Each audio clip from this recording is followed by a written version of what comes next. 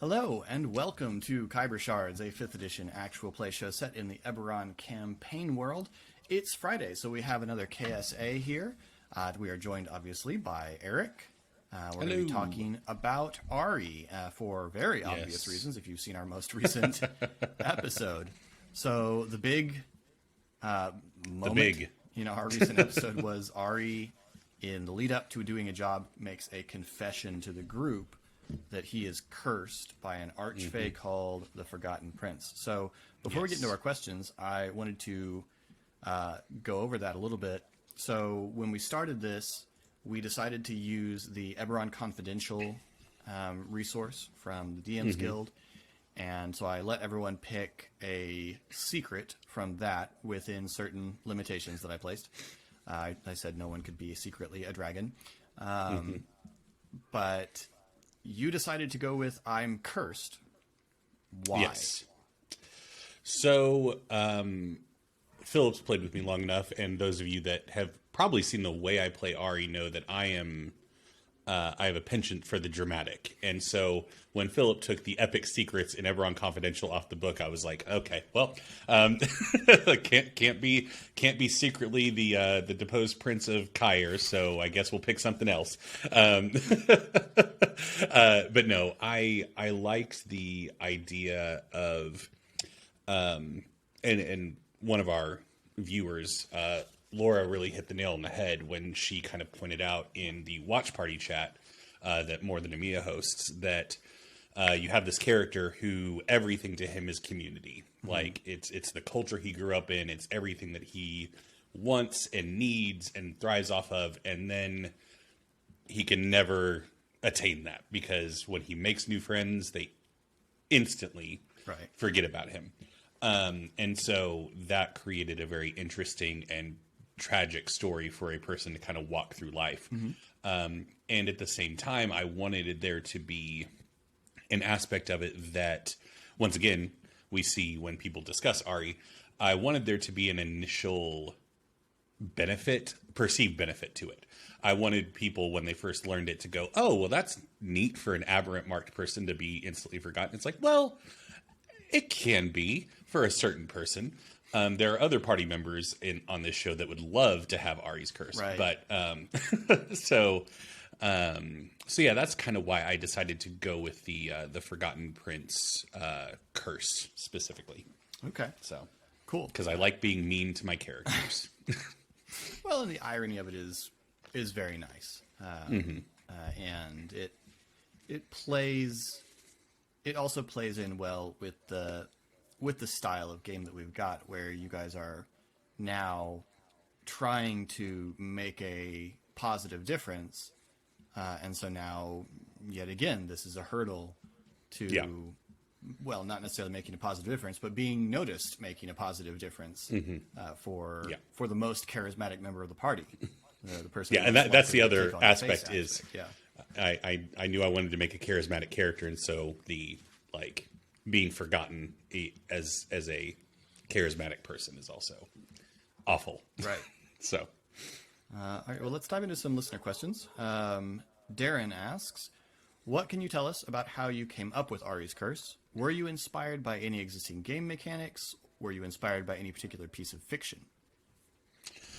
So, ever since I read Exploring Eberron, and Keith Baker really did a good job of diving into Thelanis and the nature of the Feywild in Eberron and the storybook nature of it, I've always wanted an opportunity to play around in that. And so having a character that is tangentially tied to a story like that was definitely something that made that curse very compelling. In terms of, I came up with it by going through all of the options in Eberron Confidential. Sure. Like, I will not claim any kind of creativity of instantly going, I know exactly which one I want. Like, I labored through every single one and, made a list. It was like, okay, so these 4 are kind of my top ones. And, I can't be a dragon. Okay, I'll mark that one up. So now I have 3. So, yeah. And there was actually one that I was toying with, and I ultimately decided not to go with it just because I I thought it would be too much, and over the course of this campaign, I realized, oh no, okay, and it was, I don't know if a half elf would manifest the mark of death, so I probably won't go with that. So, but yeah, I really liked the storybook element of it and the irony, the tragic irony of all of it, and I also liked having a curse that the character was aware of, like it being a burden that he carries, that his secret is something that he keeps, unlike the rest of the party, who, at least up to this point, we've seen, if like with Ezri, unaware, no idea. Yeah. And so I liked the idea of having that thing that eventually you just have to go, okay, everybody sit down. We got to talk. This is going to suck. So, yeah. Yeah, no, I like that. I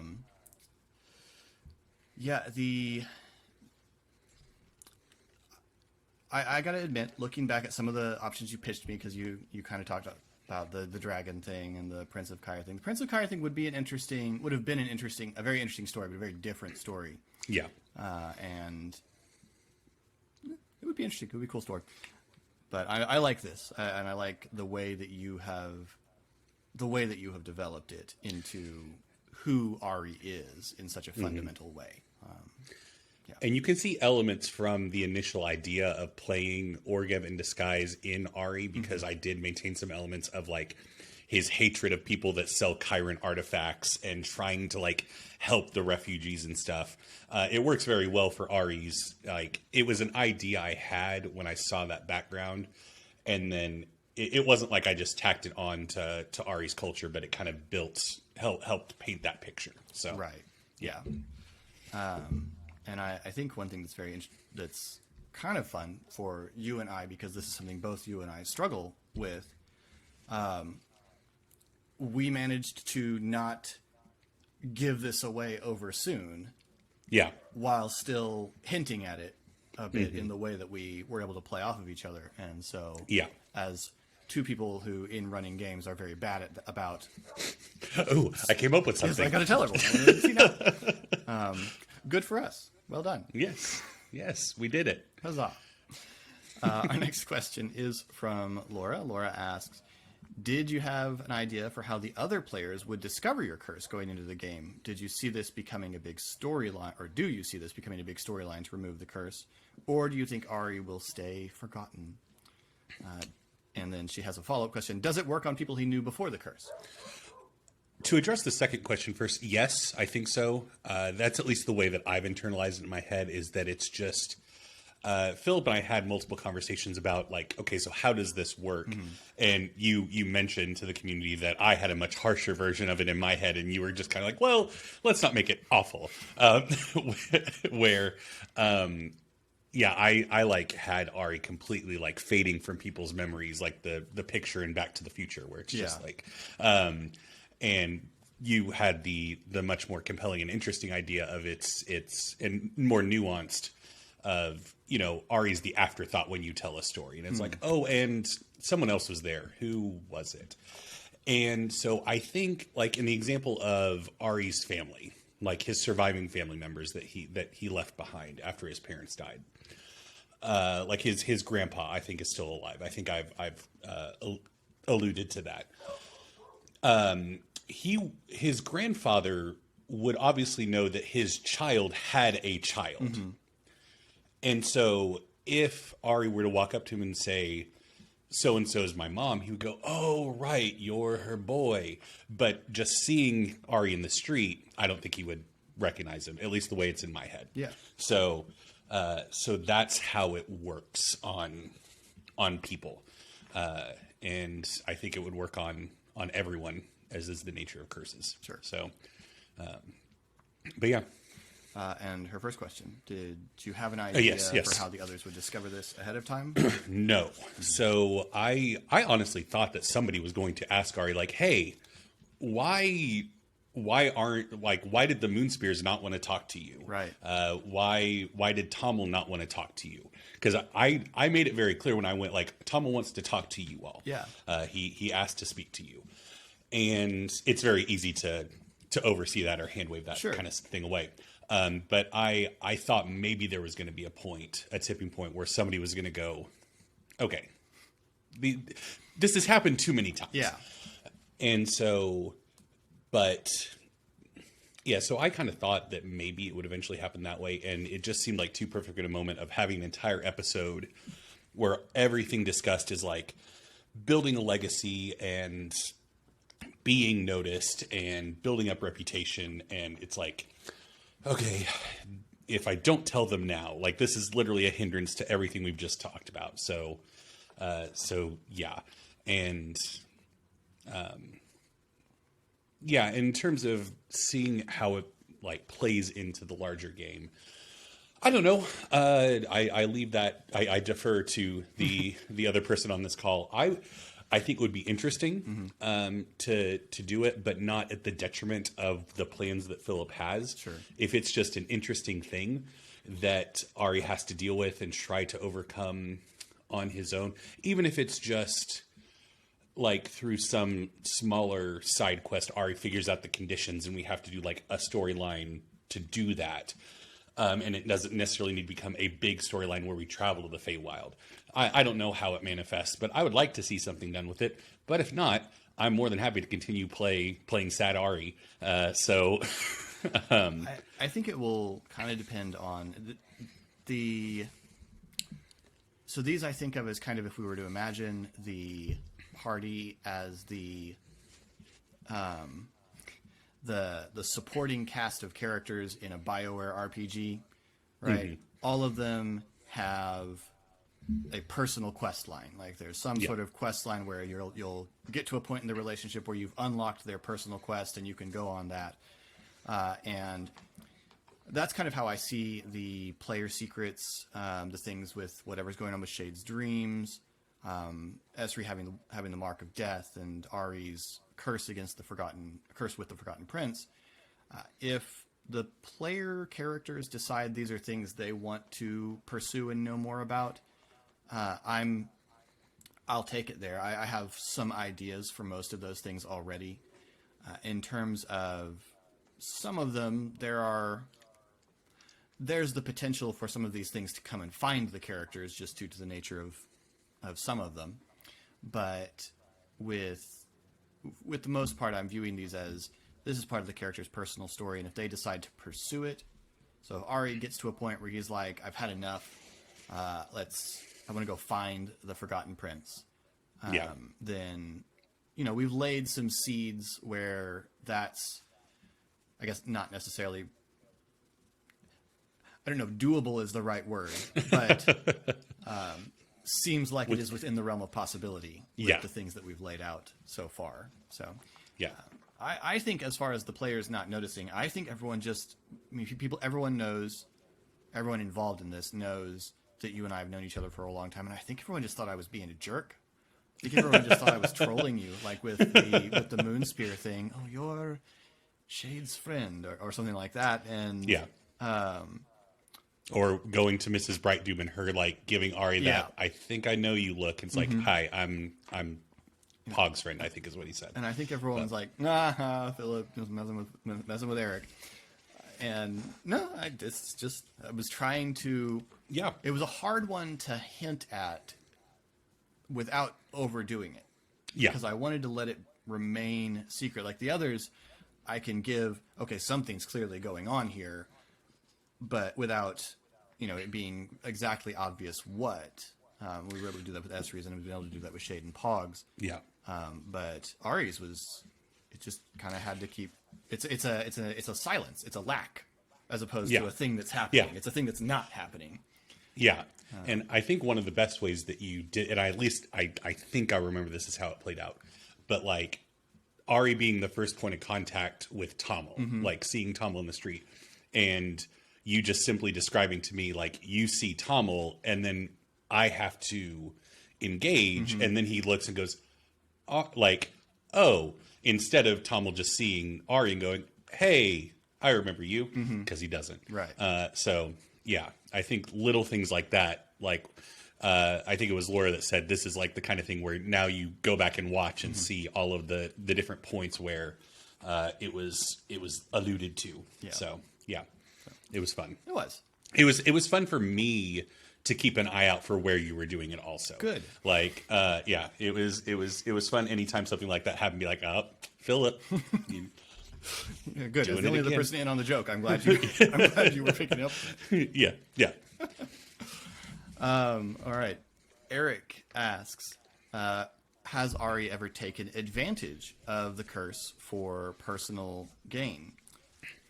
And who would be the person he would most like to remember him besides family? So, with the first question, absolutely, because Ari got it when he was very young, and so being a very young, stupid person, stupid boy, he would have naturally found plenty of opportunities where being easily forgotten would have been very advantageous. And I think that would have manifested in Ari probably like, Aladdin'd his way through the streets of Fairhaven at one point and just took some food. And we're gonna get so many demands for that flashback. In full I'm not singing one. I'm not singing One Jump Ahead. Yeah, stuff like that. And then also, we've alluded to Ari's love life, and I think early on he would have found that very compelling, Sure. and then it would have gotten old real not. quick. Very much not. And so yeah, that kind of those kind of things he would have seen as an advantage, and then eventually been like, well, this sucks, like, because also I'm a musician and nobody remembers Right. any songs that I play. Which again, I think everyone just thought I was being cruel. Yeah. And it implies a in both like dating / love life and in performance, not being remembered is a condemnation of skill. Yeah. In those things, like if you go on a first date with somebody and then you ask for a second and they go, who are you? Right. It's like, cool. Ouch. So yeah, I think that became very clear to Ari very quickly that like, oh, this sucks. Okay. So that person that came and told me I was cursed and nobody would remember me for what I did, they were right that it is a curse. What's the rom-com where one of them has short-term memory loss? 50 First Dates. 50 First Dates. Yeah, that's Yeah. Except it's so many more. Yes.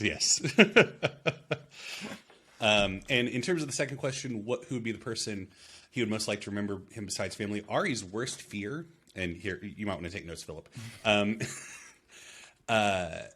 is that he'll be like walking through the streets of Stormreach and see Sarah, like his love that died in the morning, but she got out and she has no idea who he is, like, and doesn't remember him. That's like in the back of his mind, he hopes this is going to be a very dark statement. He hopes Sarah's dead because the alternative is She's out there and she's forgotten him. Personally, it's a very selfish hope. Yeah, like yeah. let's Ari's once again a dum-dum. So Yeah, it's a choice between heartbreaks. yeah, And one of them is a heartbreak that people are equipped to work he's through. mourned that heartbreak. Like he's Yeah. and so in terms of, because Ari is very much kind of what we talked about of leaving it up to the players to be like, okay, I'm going to go deal with this now. Ari is very much kind of, after that conversation with Pog, like Ari's not telling the party to do anything right now. Like he's like, I'm good. Like whatever y'all want to do, I'll be here. And I think that would be one of the few things on the list for him to go, okay, gang, saddle up. Like we're Puzzle Dust, you're on Vanguard. Let's head to the Feywild. Well, there's obviously some of our fans who are very gung-ho for Journey to the Feywild. Yes. So I would not be surprised if we end up there. Yeah. And then Darren had a couple more.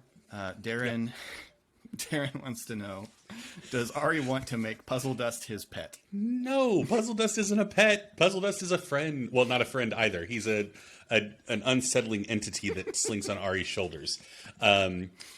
No, Ari enjoys Puzzle Dust's company in spurts. But no, in terms of like having Puzzle Dust around all the time, Ari would find that very tiring very quickly.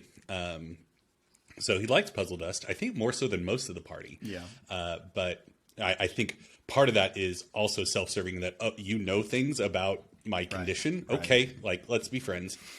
But no, Ari does not want to hang out. Ari does not want Puzzle Dust to be around as much as Cal, like, at all.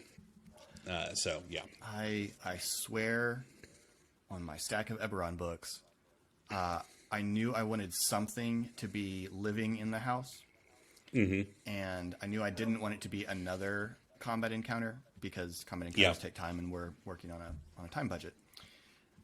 So, and I decided I wanted it to be something funny, so I went with the Fairy Dragon.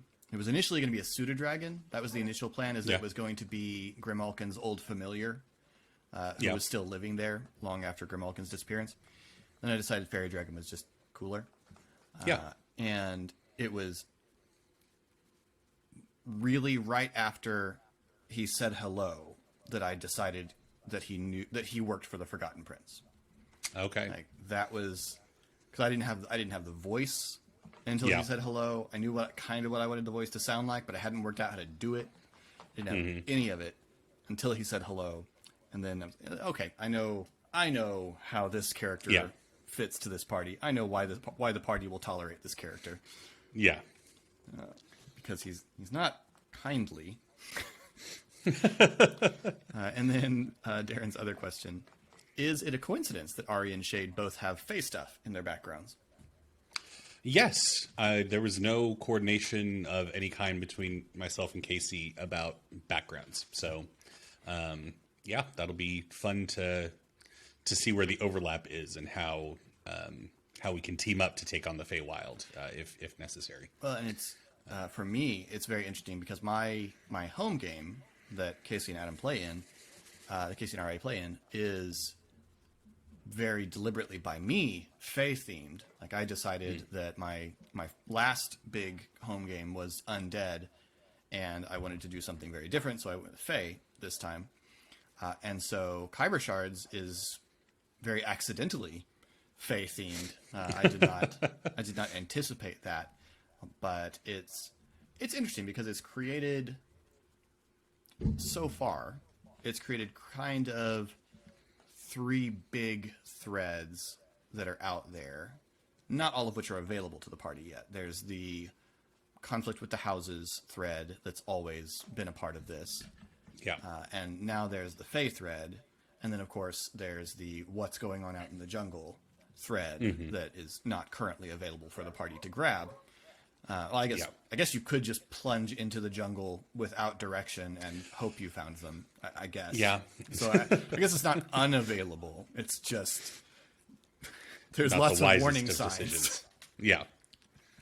Well, and it's an interesting, I think, split in the party of you have Ari and Faye with or Ari and Shade with Faye stuff in the background, and then Ezri obviously having the Mark of Death and Pog having literal ghosts fueling his abilities is like an interesting, like death and kookiness. So It is there is a, I think, fairly straightforward intersection between the other half of it that I'm not going to say right now. I'm waiting for one of them to think of it, to realize that there's a very clear intersection here of how we could find out more. So that will be interesting to see now that we've seen the intersection of Shade and Ari's story of both of us are dealing with the Feywild. Though we haven't yet seen whether there is a clear intersection between the specific Archfey. Yeah, if nothing else, the Archfey all know each other, so we'll see. So, well, all right. Then that's all of our questions. So I hope you've enjoyed this dive into Ari's secret and his terrible curse. I'm looking forward to seeing where it goes. Now that it's in the open, I'm looking forward to it. I'm gonna it's going to actually, I think, be initially a challenge to remember to keep doing it. Now that everyone knows, but hopefully I can remember. Well, now I can overtly ask things like, do they remember me and stuff like that without people going, what a weird question. Yeah. Without it being a big old... Yeah. So, we hope you have enjoyed this. Thank you so much for the questions from our viewers. If you'd like to submit questions, you can find a link to our Discord in the description below. You can also leave questions in comments. I always go back and check the last couple of episodes to see if anybody's asked any questions. So you can also get in touch with us there or tweet at us at Khyber Shards. You'll also find all of our various social medias down in the description, as well as a link to our Patreon. If you like this show or Eberron Renewed, which is our podcast, or any of the other things that you find on the Geek Pantheon, and you'd like to support us in helping us do it better, you can support us over at Patreon, where we have a bunch of different tiers. In the meantime, new episodes of Khyber Shards drop every Monday. New Khyber Shards answers drop every Friday. We hope you will enjoy this coming Monday's episode, which is very special in certain ways. Mwahahaha. That was a weird laugh. Anyway, this has been Khyber Shards. Thanks for rolling with us.